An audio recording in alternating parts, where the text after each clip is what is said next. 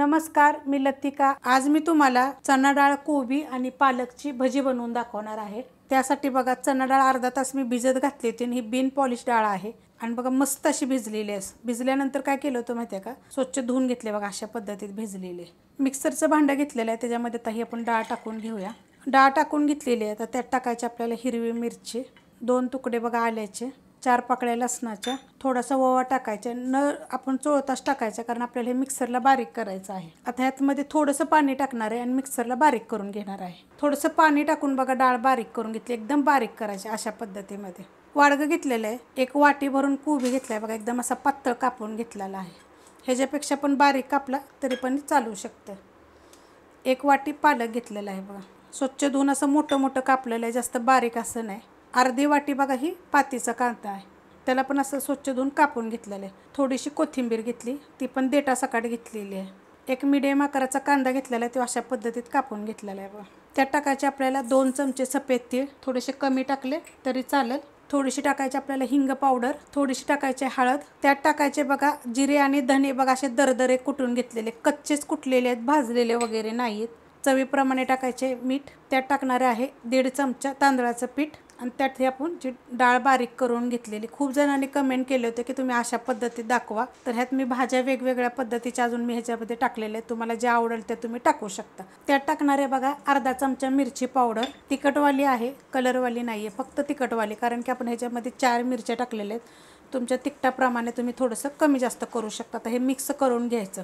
आता तुम्ही मला ही कमेंट करून विचाराल की तुम्ही ह्याच्यामध्ये तांदळाचं पीठ का टाकलेलं आहे, तर आपल्याला हे मिळून यासाठी आपण ह्याच्यामध्ये तांदळाचं पीठ टाकलं, तर तुम्ही ह्याच्यामध्ये चण्याच्या डाळीचं पण पीठ तुम्ही टाकू शकता। आणि ह्या भाज्या ना स्वच्छ धुवून पूर्णपणे पाणी नितळून मग कापून घ्यायच्या, म्हणजे जास्त पाणी होणार नाही, कारण की आपण असं जी डाळ आहे ती एकदम बारीक केलेली आहे। मस्त बघा मिक्स झालेलं आहे, अशा पद्धतीत झालं पाहिजे। त्यात टाकणार आहे बघा थोडासा खायचा सोडा, 2 चिमूट फक्त घेतलेला आहे, तुम्हाला पाहिजे तर टाकू शकता, नाही जरी टाकलं तरी पण चालू शकतात। हे पहिलंच चांगलं मिक्स करून घेऊया। तेल ठेवलेलं आहे मी गरम करायला। सोडा टाकल्यानंतर बघा चांगलं मिक्स केलेलं आहे, आता आपण बनवायला घेऊया।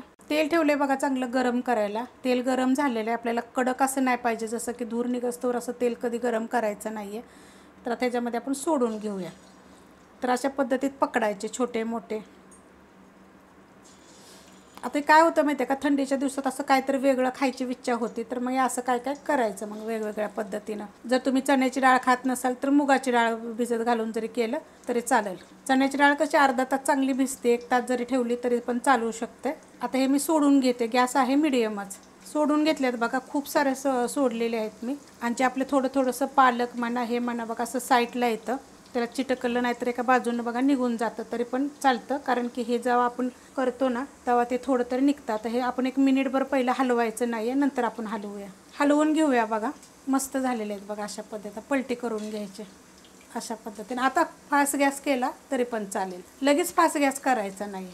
पलटी करून झालेले आहेत बघा। आता हे काय करणार आहे माहिती आहे का, गोल्डन कलरवर आपण ह्यांना फ्राय करून घ्यायच्यात। मस्त बघा असं भाजून घ्यायचं गोल्डन कलरवर। आता तुम्ही एक प्रश्न मला विचाराल की हे तेलकट होतात का, तर बिलकुल तेलकट होत नाही आहेत। जर तुम्हाला जर चण्याची डाळ जर नको असेल तर मग तुम्ही ही बेसन पिठाची सुद्धा बनवू शकता। आता हे का मी चाळणीमध्ये काढणार आहे, त्याच्यामध्ये तुम्ही टिश्यू पेपरवर बी काढू शकता, कागद जर असले तर कागदवर बी काढू शकता, नाही तर असं चाळणीमध्ये पण काढू शकता। एकदम मस्त असे कुरकुरीत होतात। असं थोडंसं तेल नितळायचं आणि काढून घ्यायचं अशा पद्धतीनं। तर बाकीची मी राहिलेली अशा पद्धतीनं करून घेते। जर तुम्हाला जर चण्याची डाळ पाहिजे नसली तर बेसन पीठ वापरा। रेसिपी आवडली तर लाईक करा, सबस्क्राईब करा, कमेंट करा आणि शेअर बी करा।